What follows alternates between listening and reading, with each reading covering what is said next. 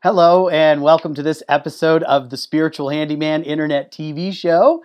My name is Jason Antalek, and I am your host and producer. I am also your guest today. Yay! And we're going to talk about the Akashic Records, what they are, why it matters, and how you're already using them in your daily existence. You've been connecting to them quite possibly in lots of different ways. And we're going to get a really nice rounded view of what's available there and how you can benefit from accessing your Akashic Records.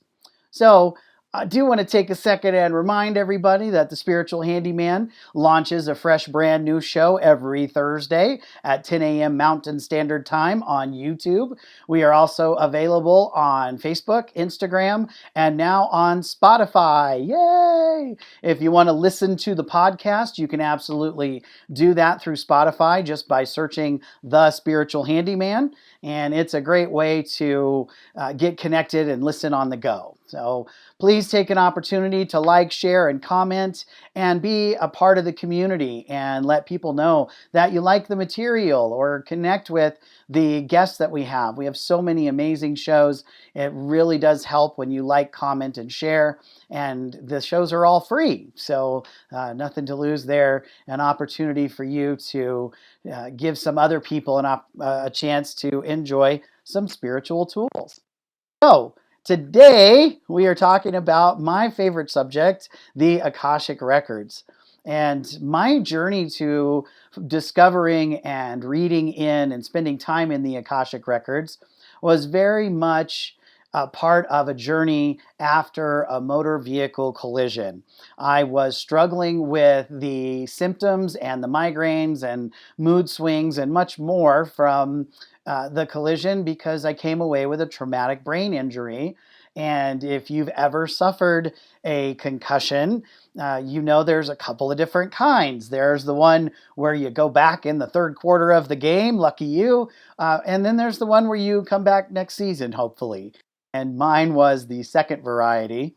So I was most certainly out of work and homebound for a while and had a lot of time on my hands to think about all of the things I was struggling with and get into that crazy mixed up situation where we are struggling with our mood swings or questioning ourselves and our purpose, and are we available to be a productive member of the world again? And also about am I going to be a burden to my family? And personally, I experienced severe migraines. That was a huge part of the discomfort. I was very light sensitive and sound sensitive. I would forget things as well. I didn't know what was on the television most of the time, right in the middle of football season, and couldn't watch a whole game because I would get really sick to my stomach and I would have really severe headaches. I was also on a number of different medications to help me with those things, including narcotics. And what some of you may not know about me is, as a recovering alcoholic, when I was offered narcotics, I was not especially pleased about that possibility because I have my concerns of what it was going to be like trying to get off of those things. Well, all of this stuff was stacked up in my life and very moment to moment, very confusing and hard to deal with. And then add on top of that that there were days where all I could do was sit and stare at the ceiling and listen to very quiet spa music. And that was kind of my whole day. You tend to spend a lot of time up in your head asking a lot of questions. And the medical field helped me get to some healing spaces, and that was really powerful for me. And I appreciated, and I give a lot of credit to the medical community, especially neurology, for really helping me understand why I was struggling with the cognitive pieces and giving me some space and time to come to terms with that it was going to take a long time, most likely, for me to be at whatever 100% was going to be for me in this part of my life.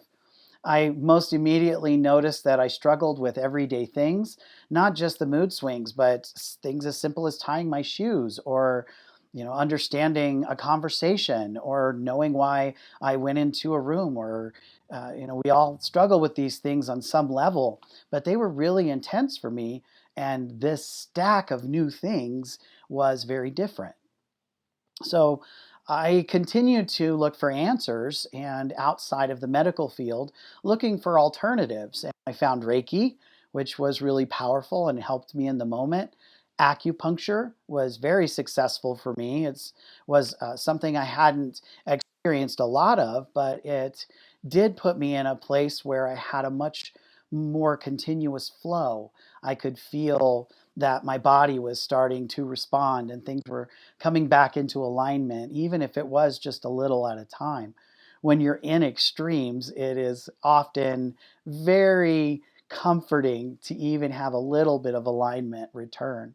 I also experienced craniosacral massage and strongly suggest that to anybody that has had any kind of brain injury.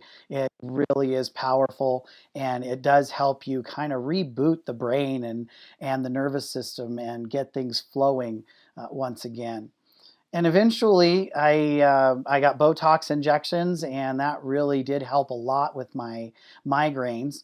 I remember the first day I got them was the first time in 2.5 months that I hadn't had a headache at some level, and I was greatly relieved. But there came a point where it was apparent that it was time and healing was going to be all that the medical field could really get me to. So I continued to look for alternatives. And I had heard of the, but was fortunate enough with my downtime to have opportunity to search and watch videos and learn more about it. And I came across soul realignment. And it was created by Andrea Hess, to whom I will be forever grateful. She is pretty amazing and shared a modality with the world that was very structured. It was a way to access and read the Akashic Records in a very step-by-step manner, using a pendulum as dowsing, as kind of a third-party justification or validation, if you will. And over time, I started to really connect with the energy that she was teaching and to start to recognize how that energy could be beneficial to other people. What I didn't realize was while I was in the records and learning how to read and then sharing that information with the people I was reading for, I was healing myself. And the more readings I did, the more opportunity I had for getting better. And while I was in the records, I didn't have any type of negative emotions. I wasn't in mood swings. I didn't have the disconnect that I had oftentimes with my cognitive abilities. I also started to recognize very focused. And I knew what my purpose was when I was there. And it was easy for me to connect with the information and to be in the moment and be present. And I didn't get the same distractions that I got in the real world when I was not in the Akashic Records. So as I progressed in my readings and delivered more and more of them, I began to heal as well. And over time, I finally put the two things together and I started just going into the records and enjoying the space, enjoying the energy, and really healing as a result of that. And that was super powerful for me. So the Akashic Records very clearly to me became not just something that holds a lot of information, it also became a place that I could heal and that I could reconnect with myself. The definition of Akasha is a Sanskrit word that means the primordial substance. It's the building blocks of the universe, the most basic energy that exists in our dimension and all the others. It's what everything is made of. The Akashic Records are the recorded interaction of all of the heavenly bodies, of all of the souls, the angels, the everybody you can think of are all active in the Akashic Records and writing and recording all the things that have happened. So your personal Akashic Record is the journey of your soul from the very beginning. It's everything that your soul has done, interacted with, every choice, decision, every thought, every action, interaction, all of the cause and effect in every lifetime that you've ever had.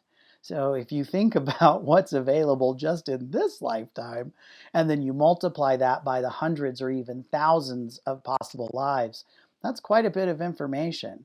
Thank goodness the universe is so big, because there's a lot of stuff from a lot of people to be recorded.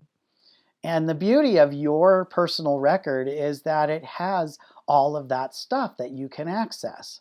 And it's all about getting factual information and understanding of who you are and what you've done in the past, what skill sets that you've produced as results of other lifetimes, what things you've studied and what you might really be good at in this life. And all of that information, while accessible, it takes a little time to learn how to do that and how to get there for yourself.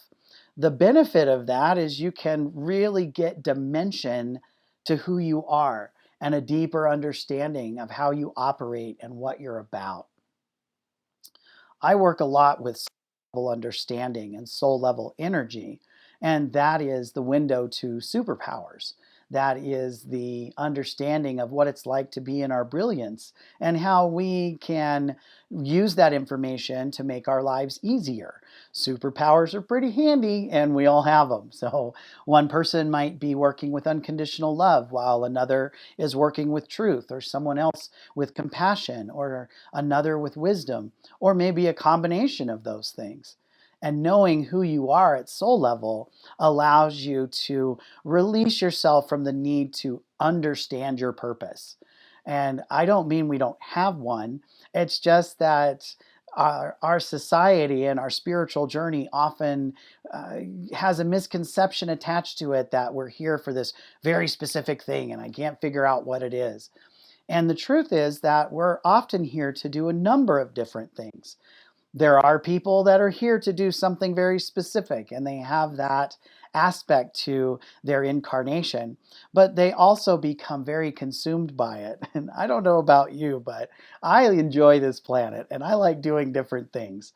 And I am okay not being fully consumed by one driving passion. And having lots of interests and doing different things means that and I enjoy that part. There's nothing wrong with being on a mission. Don't get that mixed up, but it is really powerful to be released of the need to accomplish this one specific thing, especially when you just don't know what it is.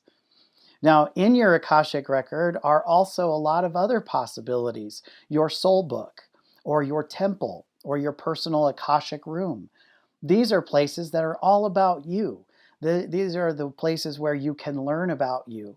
You can go there through meditation or through shamanic journeys, or you can do it through intention. There's lots of ways into the Akashic records. There are many traditional aspects and sharing about what that looks like. But what I have experienced helping people make that connection and bridge that gap for themselves, that there are a lot of ways into the records. And for each person, it really is their personal journey. So from this thing or that thing that work for you, that is a great way to get started and how to get yourself in touch with the energy. And let go of the expectations. What really helps with the records is an intention. If you decide you want some info about a cycle in your life and you want to know, why can't I get rid of this thing? That's a great question to ask in the Akashic records. And a lot of times your records will show you a past life or a past experience that relates to the answer to your specific question. And that sort of resolution allows you to get at the root cause of the situation and then puts you in a really advantageous place to be able to release it. How you get to the records is, again, all about your journey. It's about what works for you. You're already accessing your records. Have you ever been someplace, geographic place, that you stepped up to and felt like you've been there before? You visited a place for the first time in this life, but it has this familiarity. That's your Akashic records. How about meeting somebody and feeling instantly connected? And then after about 8 minutes on Facebook, you realize you aren't friends and that you don't really know each other, but man, do you feel like you do. And that is usually a pretty good indication that you've known each other in a past life. And it's not unusual to run into those people time and again in multiple lifetimes. And it's actually a very familiar and comforting feeling to recognize that you've known somebody before. And that friendship is usually pretty easy to build on. Also, if you find yourself having very vivid dreams, that quite possibly is you and your Akashic records as well, and sometimes even a window into your past lives. I know that I've had some daydreams where I absolutely drifted away and felt like I was very much in the dream and experiencing that dream. And that was the kind of situation that I can look back on and go, yeah, I was in my Akashic records now that I understand what that energy is really like. Some of the advantages, like I said, about getting to the root cause or understanding yourself better are really pretty easily accessible. And you can do it yourself through, study through YouTube or Facebook or wherever you can find information about the records through lots of different books. There's so many great writers out there. And it really is about connecting with what works for you. And I offer courses that do help people learn that kind of thing for themselves. I do it sometimes in person, and I also offer these types of things online so that you can learn how to clear your own energy, find what connection works for you, and then leverage that to get more and more information. And recognize that it is progressive, right? You don't necessarily pop right in your records and everything opens up to you. It comes a little at a time, and it's more appropriate that way because as you progress with your abilities, the records will open more and more to you. You may first start out just looking at a book, sitting on a park bench, and then one day while you're sitting on the park bench, you close the book and look up, and there is this gorgeous temple. And you walk over to the temple and realize that that is your place. That's a place set there just for you. And that sort of expansion is pretty normal. You can go to your records through lots of different processes. If you're a visual person, you can take yourself through visualization. If that means you want to fly off into space or you want to walk through that door into your temple, you can actually do that. Shamanic journeys are a great way as well because the drum actually shifts your vibrational state and takes you into a little bit of an altered state, a very subtle shift, which can actually help you align with the energy of your records quite easily. I find that people respond very well to shamanic journeys associated with the Akashic records, and that is a part of my teachings and how I help people get there. It's just as effective to do a personal meditation or a guided meditation. It's really about getting connected in a way that is through your process. So take what you will from the different possibilities and take it and compile it for yourself into a method that works for you. And you'll see that the more you use it, the more you do that, the more it will expand and the more information that will become available to you. So I would urge you to take an opportunity to learn even more about your records through whatever channel that might be. You can read some more about what I do at akashaman.com. That's akashaman.com.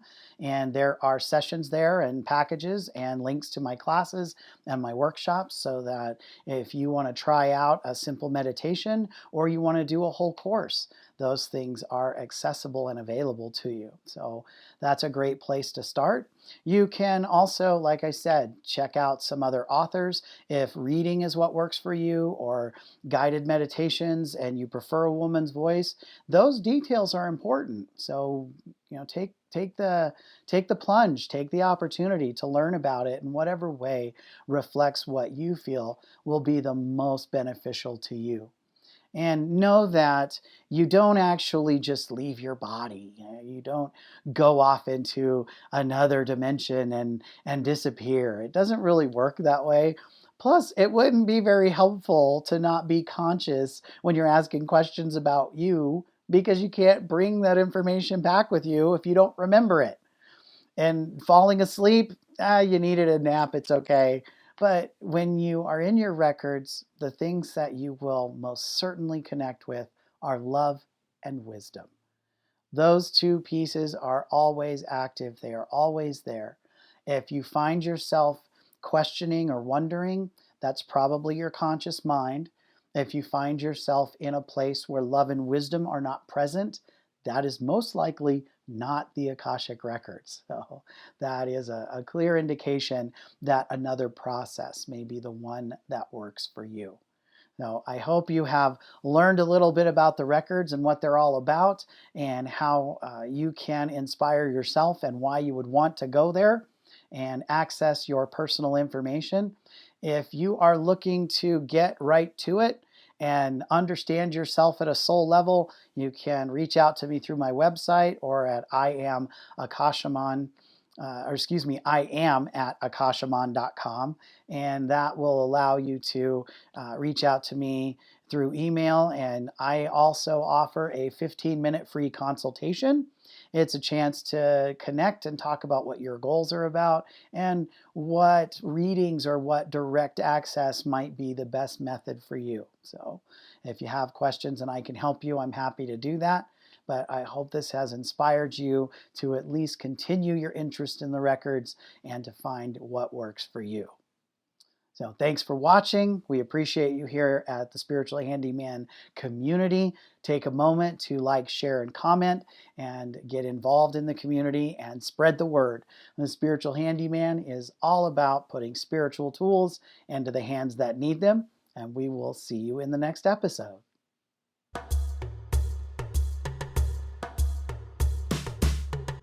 The Spiritual Handyman, bringing spiritual tools to the hands of the people who need them. Sponsored by the Eagle Heart Foundation. The Eagle Heart Foundation is a 501c3 nonprofit organization that brings charitable contributions and educational enhancements to the people.